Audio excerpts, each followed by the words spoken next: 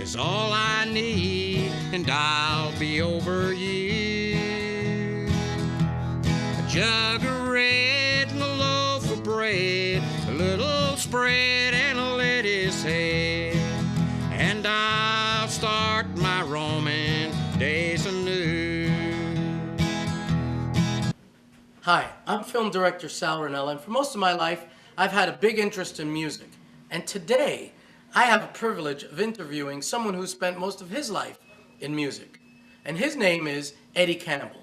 Eddie Campbell has spent 3.5 years on the trains fine-tuning his art and his life.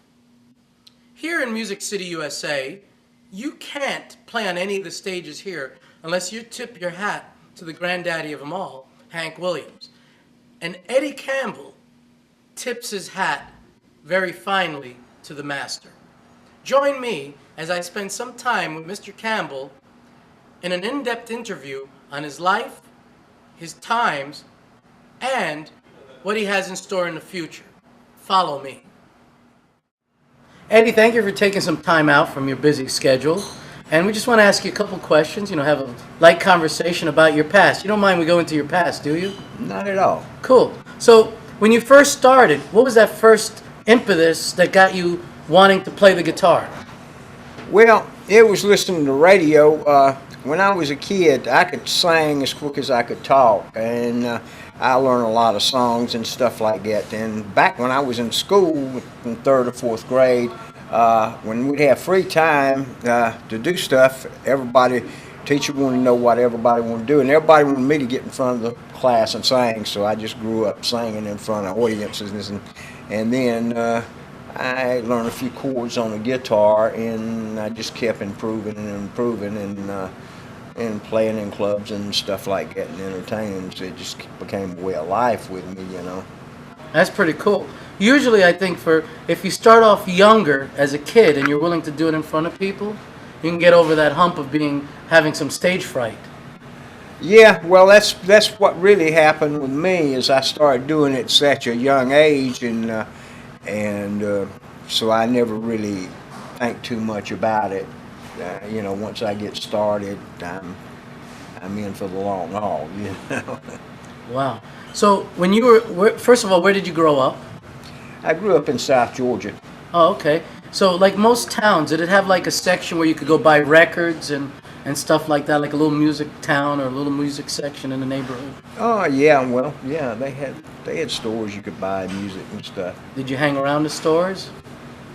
No, not really that much. I listened to radio a lot, and I learned songs. I could learn songs fairly easy, from radio and stuff, so I didn't really need to buy the records or anything like that. I just always could pick up stuff like that real fast. Wow. So, this was transistor radio? Yeah, transistor radio, yeah. AM stations? Yeah. That's amazing. So what was your first guitar? Oh, my first guitar, I think I bought it, I was in my teens when I bought my first guitar, and back when I was younger, I tell you, I used to drink a lot, and I would always take a guitar when I started drinking, and I would take it around to the pawn shop and pawn it. And I kept that thing in the pawn shop so many times that the guy that run the pawn shop got he could play it better than I could. That's funny. And, but you did get it back, right? Oh yeah, I got it back. I always had a guitar around me, and luckily I always had people that knew something on a guitar. As I had the rare opportunity when I was in Arizona. I lived in Arizona for 7 years, and I had my own business, and I had a master guitarist, somebody comparable to Chet Atkins on the guitar, and he had a way of inspiring me, and I had a lot of time, and I took music lessons for 7 years, and that was my big jump on the guitar and stuff like that, where I could sit down for 4 or 5 hours a day and bang on that thing, And then I started writing a lot of songs and just various things, just anything I could think of. I'd write a song about it. That's amazing. So you're now at 400 songs.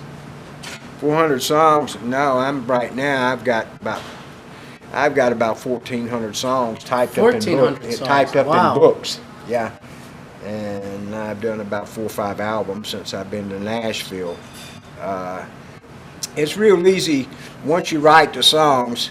It's real easy for me to just take a song and I'll sing over it 100, 150 times and delete words or add words and get a tune to it. And then once I get a tune to it, it's real easy to play it on the guitar. You know, I just work with it until I like the song. And songwriting is just like anything else. It's just something I've been doing for 35 years, just like on a daily basis. It's just like anything else. The more you do it, the better you get at it, and the faster you can do it. And you learn a lot. You learn a lot about songwriting when you write songs. Usually the quickest, fastest, and easiest, the most efficient way to say something is always the best. And back when I started writing songs, I would put a lot of extra words in the songs and stuff like that. And the words really had no meaning. They were words that could be understood. And you could say something like, you say it in 8 words and you can say it in 4. It's best to say it in 4 because it's a lot easier to fit it in the measures of a song. Right. Never leave any key points out on a song, what you're trying to say, but don't add stuff in there that has no meaning to it. People that inspired me in songwriting were people like Merle Haggard or Gordon Lightfoot or Hank Williams. They all inspired me as a songwriter because they all had the same commonalities. Their songs had believability to them. It had substance to them. It had heart to them. They had a lived-in feeling to their songs and stuff like that. And that's what you don't really hear a lot in songs today. They're pretty words and it's got a pretty tune to it, but there's no believability to it. In other words, Merle Haggard could sing a prison song and make me believe he's an ex-con. That's what I want to hear in a song. In my personal opinion, if I can't write a song and sing it to you and make you believe I've lived that song, I really haven't wrote a song. That's songwriting. Wow. That sounds amazing. So, in your prolific history right here, I mean, obviously 1,400 songs. You've had maybe some times where you didn't write or you played more. I mean, take us through a time where you like maybe woodshedded, wrote a bunch of songs, and then maybe did more shows. Well, I think I did a great quantity of all that because I was always busy writing songs. I was always busy learning new songs, and I was always busy entertaining in clubs and stuff like that. It's just something that became a lifestyle with me, you know. It's like, you know, you don't, whatever you do all the time in life and you think about, you become in life. You do something every day, you think about it. The next day you do it, you think about it. The next day you do it and you think about it, you know, and one day you become it, you know. Songwriting and music is no different than anything else in life. If you look at the people that are the best in the world at anything they do, they all have the same commonality. They spent more time, more energy, and did more work in that area than anybody in the world. That's why they're the best in the world in it. Time, energy, and work. There's no way of getting around that. If you've got a 100-pound rock in your yard and you want that rock moved, you're going to have to spend a certain amount of time, a certain amount of energy, and a certain amount of work to get that rock moved, or it's going to be in your yard. And the same way with playing guitar, the same way with writing songs, it's the same way with entertaining. Just the more you do, the better you get at it, and the more mistakes you make, the more you learn. And pretty soon, after years and years and years of making mistakes and stuff like that, you get very polished at what you do, you know. And that's the way I looked at it. I always thought, in a sense of anything, you know, is just don't ever quit, don't ever stop, unless you're dead, you know. Just don't ever stop. I always remembered that motto, and I always took it in anything that I got involved in, whether it be music or whatever. You never quit. You know, how you gonna beat me? I won't quit. Okay.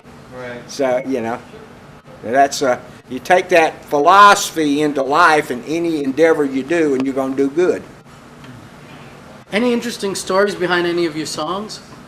Oh yeah, well, you know, like the song I'm gonna be doing here tonight, "Catching Out," and I wrote an album of freight train songs and road songs and stuff because I spent about 3.5, 4 years of my life hoboing freight trains all over the country. And the song "Catching Out" that I'm gonna do for you is it's a unique song because I've got a lot of terminology in there. Terminology and nicknames of trains and stuff like that. Nobody would actually know unless they've actually lived that life. You know, so that's why I did the Freight Train Eddie album and stuff. Is I wanted to bring what the real road life was really all about and stuff. It's, you know, a lot of train songs is there's a train going down a track, and whistle's blowing, and it's a lonesome whistle and stuff. In other words, I want to do to the same thing of train songs what Merle Haggard did to prison songs. When he got out of prison and he started writing prison songs, you knew that he was a real ex-con. There was no second guessing. And the songs that I write, like "Catching Out" and stuff like that, nobody, like I said earlier, nobody would have that knowledge of trains unless they've actually lived that life. So Eddie, why don't you share with everybody what "catching out" means, and maybe a couple other slang phrases or anything having to do with the hobo days? Catching out is a terminology used by tramps and people that ride the rails and stuff. It means like getting out of town. There's an old saying in the tramp game, you know, like you get two tramps that are talking to each other, and one of them might say something like, "Hey man, there ain't no work going on around this town. If things don't start to pick up, I'm gonna get me a jug of red and a loaf of bread and a little spread and a lettuce head and catch me a handful of dirty face." Dirty face is always a freight train because your face is always dirty when you get off of one. And you catch a handful of dirty face, you're catching a boxcar door handle and swinging up into the boxcar. You're catching a handful of dirty face. Wow. And a jug of red and a loaf of bread and a little spread and a lettuce head, you're getting something to drink and something to eat. That's what that means. I'm going to get me a jug of red and a loaf of bread and a little spread and a lettuce head and catch me a handful of dirty face. Catching out is, you might get people talking to each other, people that tramps and stuff that live that type of life, say, "Yeah man, I'm getting tired of this town. I think I'm going to be catching out of here tomorrow." That means getting out of town, catching out. It's just a slang terminology. Matter of fact, one of the songs I'm going to be doing is called "Catching Out," and I'm going to go through a lot of tramp terminology in the songs and stuff like that, and if you don't understand any of that, I can explain it to you, okay? All right. Cool. So Eddie, you know, you spent 3.5 years on the train. I mean, that's a lot. Take us through what would your average basic day be like? Well, basic day would be like, well, sometimes I would stop into a town and I would go to a blood bank, or I might work out of a labor hall a couple of days and stuff like that. See, you have basically two types of tramps. You have home guards and you have tramps that actually ride the rails. Like a lot of home guard tramps are people like that. They live like tramps and stuff like that, but they stay in one town. And then the tramps that ride the rails are somebody like me, you know. Sometimes I might stop into a town and work a day or two, or sometimes I might make a blood bank or something like that or whatever, and get a few dollars together and just take on off and catch a train out or whatever out of that town or whatever, you know. But and sometimes I would work for maybe a week if I got a good job that I liked and stuff like that.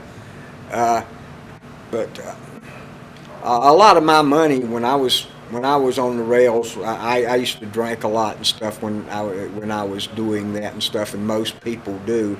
So a lot of my money went for alcohol and stuff.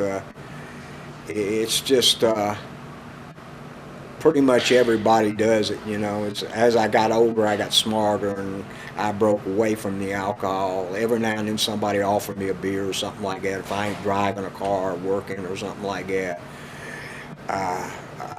You know, I might drink it with them. Other than that, I just don't really mess with alcohol anymore. I don't keep it at my house or anything like. I don't buy it and keep it at my house and stuff. Drinking wastes a lot of time and costs a lot of money, and it destroys your mind and destroys your body.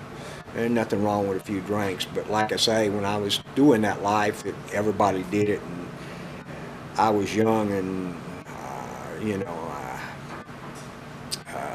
I just didn't really care, you know. Makes sense.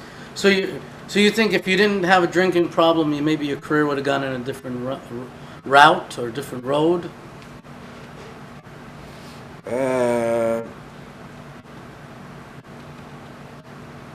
Well, no, I don't really think so, because when I started really getting into music, I didn't do anything like that. You know, everything was music. You know, everything was music. The drinking that I did when I was on the road and stuff, I wasn't really writing a lot of songs about it, but I remembered the things that happened, and then when I got off the road, I really started writing songs, because I was fairly straight and my mind was working pretty good, and I had all this knowledge in my head, and I wanted to start writing about it. Just anything I had knowledge about, I would write about, and then I would put tunes to it and put tunes to them and stuff.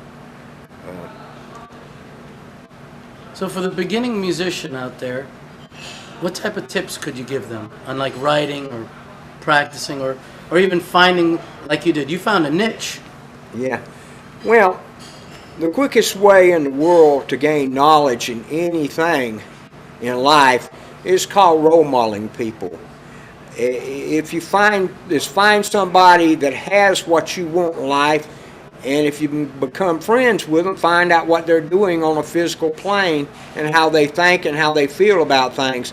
If you've got somebody around you and you think it's the greatest person in the world, if you hang around them long enough, there's an old saying, if you hang around somebody long enough, if they're crippled, you'll start limping, you know.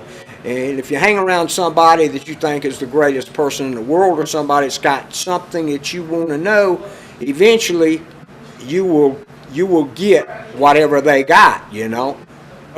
Their being around them will influence your thoughts and your actions, and give you better choices of what they're doing that made their life great like it is, and you can get a lot of what they've got in their life. In other words, they're not just lucky, they're doing things over and over on a physical plane that's creating that life, and they're making better choices than the average person is, you know.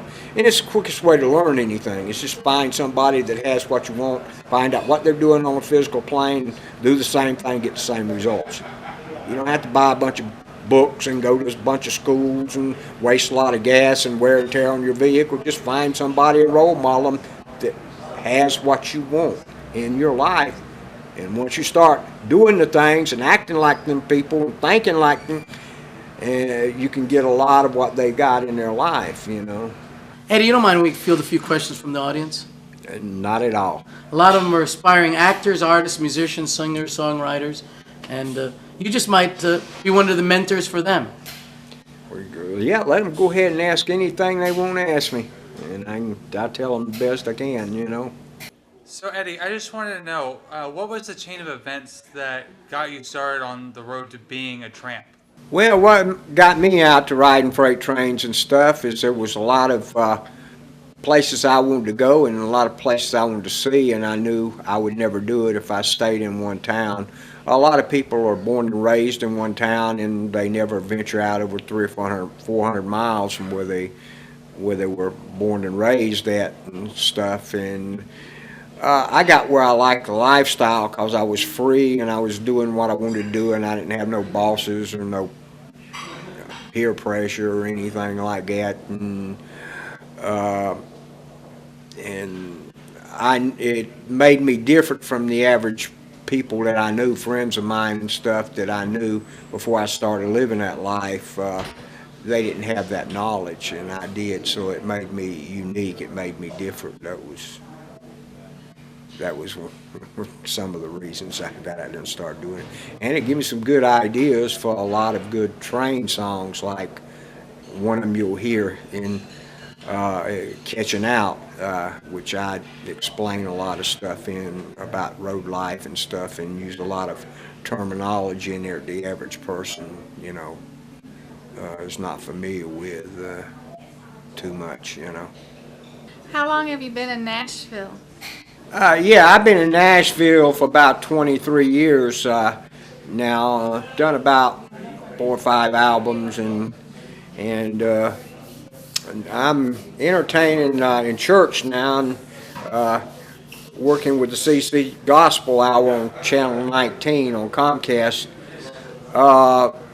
What brought me to Nashville, I guess, was I always wanted to come here because I heard so much about it, and I knew if I never really came here and stuff, I would really wouldn't know what it was about, and that's where all the big stars come to. So I just came here and been here ever since. I kind of like the area and stuff, and it's pretty easy living, and I've always had it pretty much made around here, okay? You said you did a lot of traveling. Do you have a favorite story or place that you've been to that you'd like to tell people about? Yeah, there was several places that I liked, and when I was traveling on the road, especially towns that had a lot of work in them, and you could work when you wanted to. And Kansas City, Missouri was a place like that. You had a lot of labor halls there, and you could just go to work anytime you wanted to go to work. You could go to work, and the extra money you made, you could just lay around, work for a week or two, and you could save up quite a stash, and you'd be ready to hit the trains again, or catch out of town. I like Salt Lake City quite a bit because it was a beautiful town, and it was a very clean town, and I think they had about 12 women to every man in that town, and I kind of like that too, you know what I mean? I liked it when I lived in Demi, New Mexico.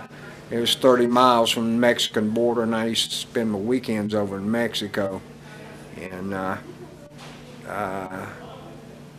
so I had some pretty good times, when I was on the road and stuff, but a lot of times you had to settle down for a week or two and get you some money together, because, you need money to live, to have a good time on, And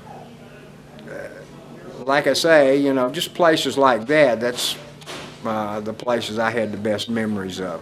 Eddie, is it true that hobos live by a code, for example, that they aren't allowed to work and that they just live off of other people and things like that? I heard about that. Well, I don't know anything about that code because I worked when I wanted to work. If I wanted money, I worked for it. And like I alluded to earlier, might spend a week or two in a town and work out of labor halls and stuff like that. But as far as any code that they live by, I don't know what it is. They're just what they all have in common is they like their freedom, and they like to be able to do what they want to do, and just travel all over the place. And there's a sense of freedom in doing stuff like that, and after you get used to the lifestyle, you've pretty much got it made. But the best advice, is just face your fears and do what you want to do.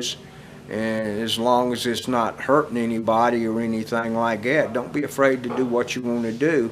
Eddie, how hard was it to transition back to maybe normal life after spending those few years on the trains? And part two of that question, do you keep in touch with anyone from those years at all? Well, it takes quite a while.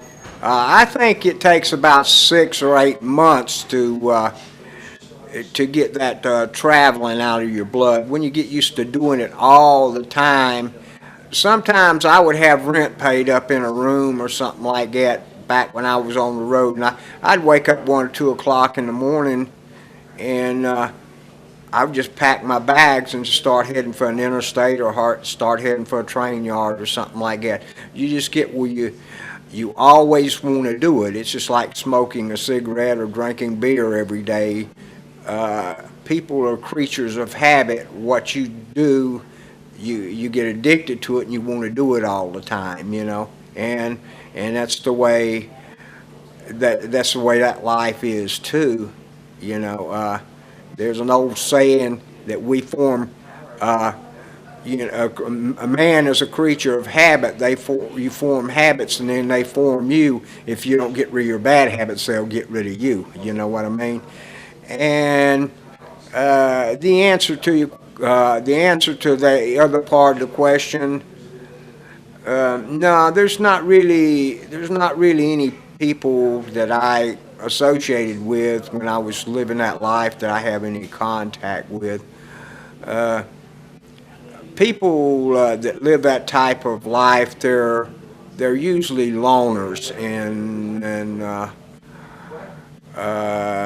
they don't want a lot of people to know a lot of things about them and stuff like that. There's 2 types of loners in this world. There's loners that like to be away from people because when they're around large crowds of people and stuff, it makes them feel uncomfortable. And then you have loners by choice. Loners by choice are people that they don't bother them to be around people, but they'd rather be around themselves because they spend a lot of time with themselves. And to be a loner like that, you've got to like yourself a lot.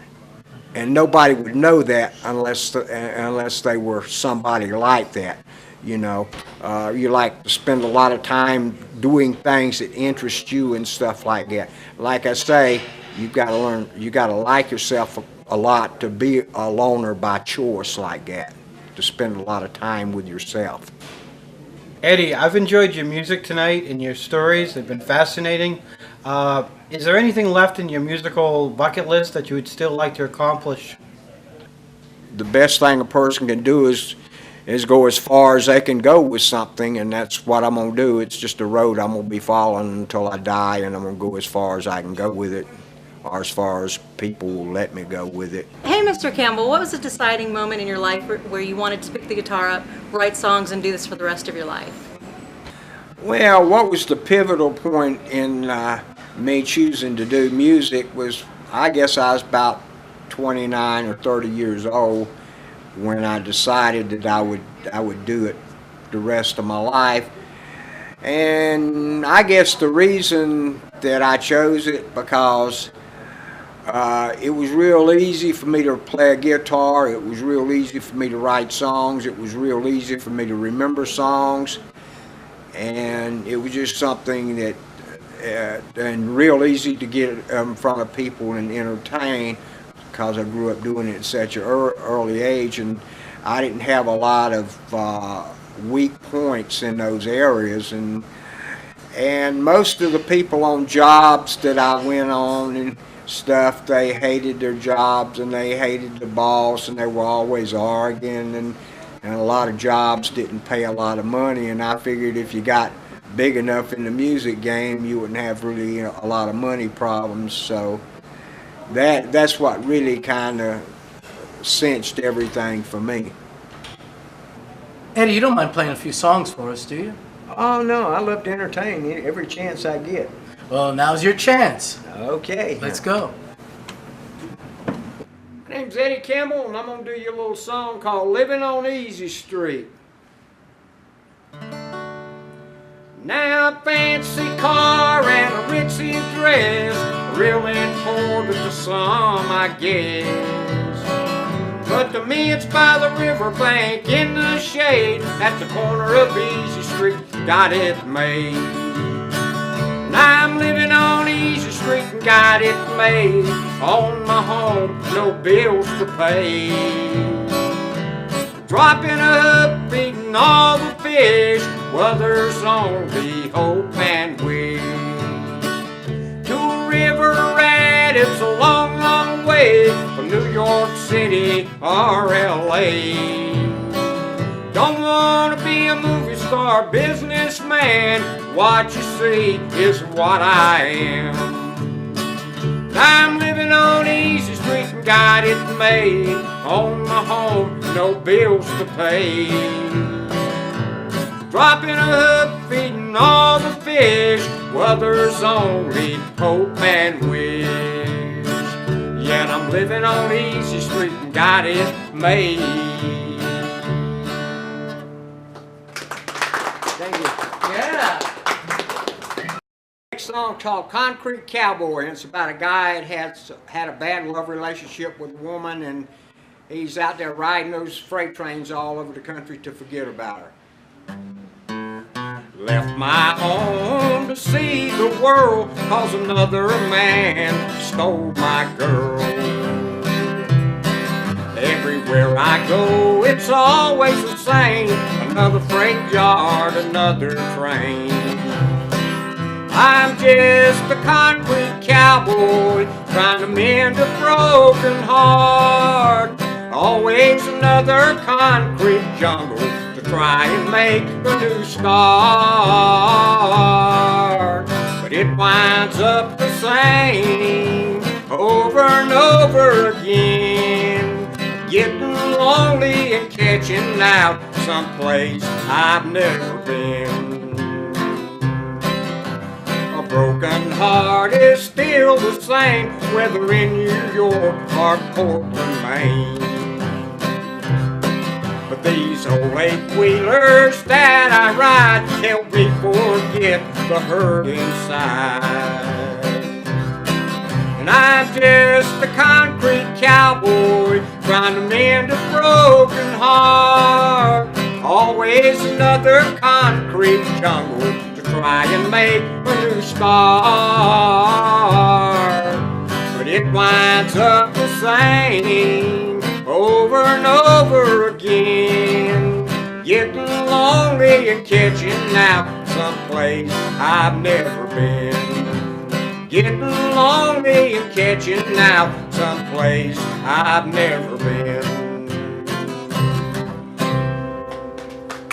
Thank you very much. Good job. Thank you very much. Catching out is a terminology used by tramps. It means getting out of town.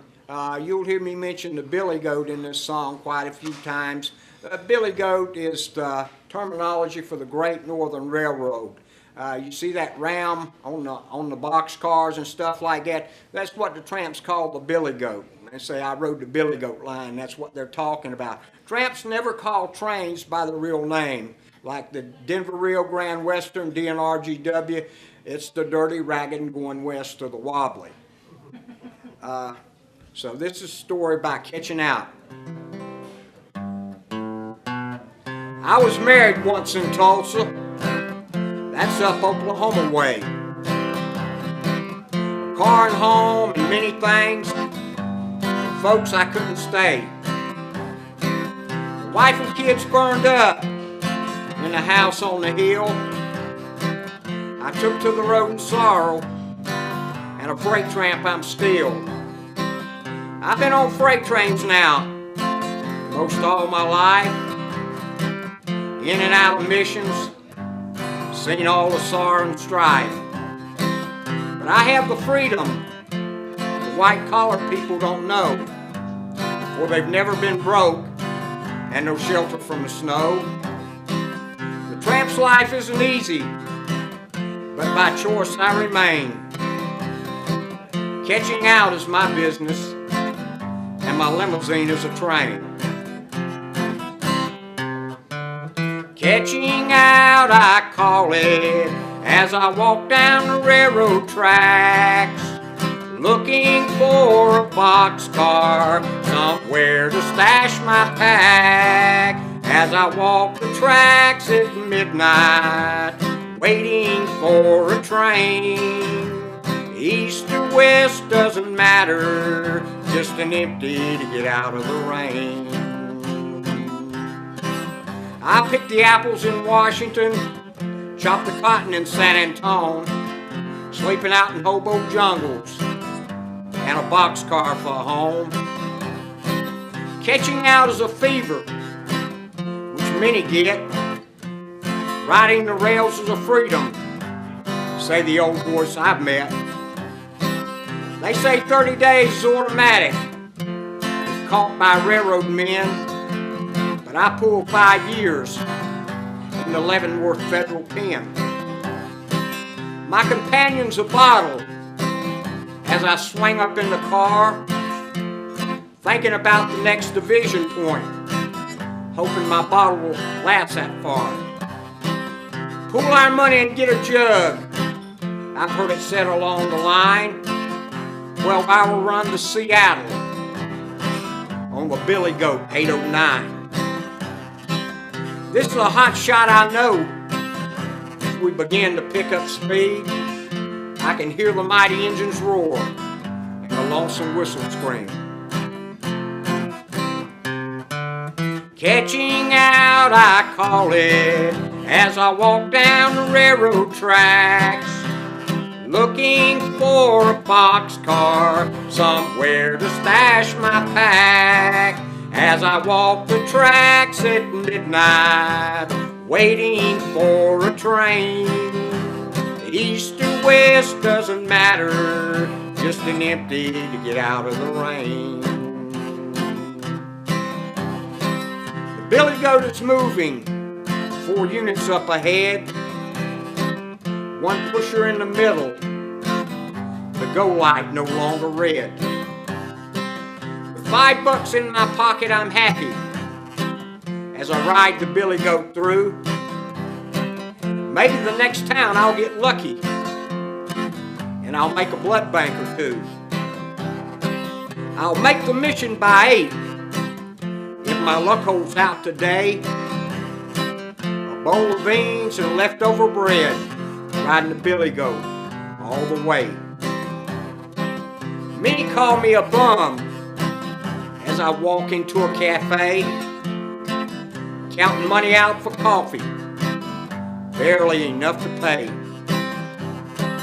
The waitress is a pretty little thing as she walks down the aisle. "Hello, Joe." "Hello, Red," she says, but to me, not even a smile. People always turn me away from their painted glassed-in doors, but someday I'll have my place on heaven's golden shores. Catching out, I call it, as I walk down the railroad tracks, looking for a boxcar somewhere to stash my pack. As I walk the tracks at midnight, waiting for a train. East or west doesn't matter, just an empty to get out of the rain.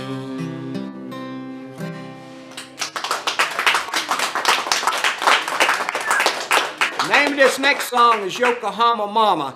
Yokohama Mama, Yokohama is a big city in Japan.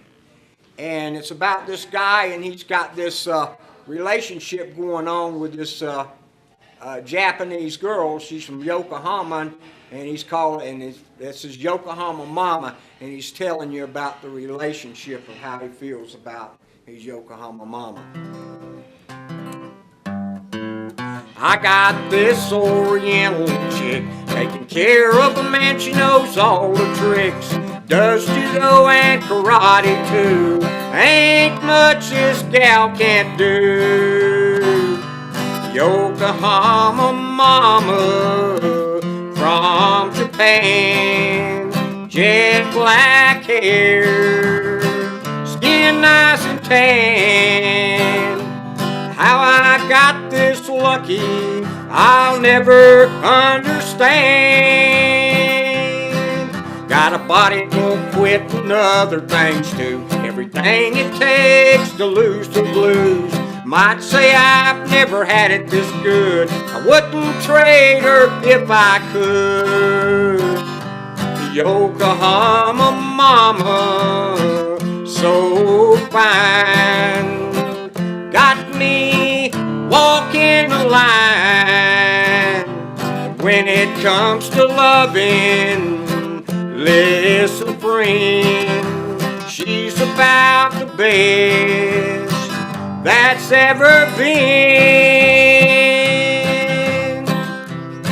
She can kick my butt if she wants to, so I do what I'm told to do. A trained animal in her circus, yes. A lady like that a man can't forget. Yokohama Mama, the apple of my eye. Lord, I'm gonna love her till the day I die.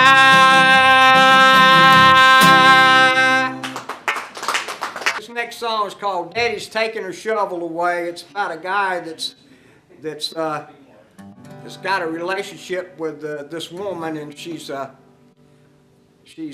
spending all his money like a drunken sailor or something like that. And called Daddy's Taking Her Shovel Away. Folks, I'm here to tell you about a fact of life. If you've got enough money, you can find yourself a wife. Mine likes them there Cadillacs and fine Mercedes-Benz, 12-year-old Scotch country clubs, and rich fancy friends. Now you might say she has a job working night and day. Yeah, she's a gold digger, but Daddy's taking her shovel away. Yeah, Daddy's taking her shovel away. Yes, that's all I've got to say. She goes through everything I try to save. Lord, it's about to drive me to an early grave. It's hard to think they use you for what you have. They take all you give them, and then you pick up the tab. Mine likes a Riviera, a Swiss bank account, credit cards and a checkbook, so she can fill out the amount. Well, that floozy's career just ended. If I fired her today, yeah, she's a gold digger, but Daddy's taking her shovel away. Yes, Daddy's taking her shovel away. Yes, that's all I've got to say. She goes through everything I try to say. Lord, it's out to drive me to an early grave. That hussy will have me on welfare, sleeping under bridges, back down on Lower Broadway, catching something Ajax won't wash off. I'm getting rid of her like a bad habit, or I'll be in a world of hurt, be in trouble big time. I'm being taken for a ride, and I'm not talking about in a cab. I'll be broke, right back in Tap City. Know what I mean, Jelly Bean? Yeah, I'm going through hard times, warm beer, and cold women. Yeah. So, Eddie, in closing, do you have any future aspirations you'd like to share with the audience and me? Yeah, well, I'm going to go as far as I can go in music, and if I can get on the Grand Ole Opry or something like that, I'm not going to turn it down, and do more albums and just write songs and hone my musical skills until the day I die, you know, because I've spent too much time doing it now, so there ain't no sense in stopping and trying to, you know, go to something else. I spent pretty much a lifetime doing it, so wherever the road takes me, that's where I'll stop at. That's when my aspirations are going to end. Well, Eddie, just like a freight train moving down the track, our time's up. Thanks for sharing it with us. And I know, just like a train, you're going to hit your next destination and have a full career ahead of you. And thanks for sharing it with us. No problem. Glad to do it. Thank you.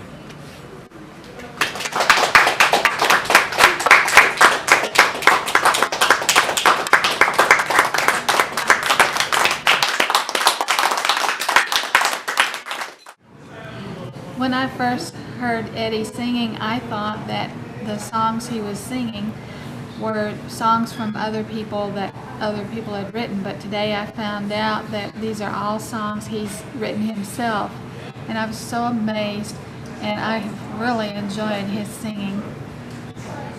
I sure enjoyed seeing Eddie Campbell. His songs are good, and what I like about them the most is that they're so singable.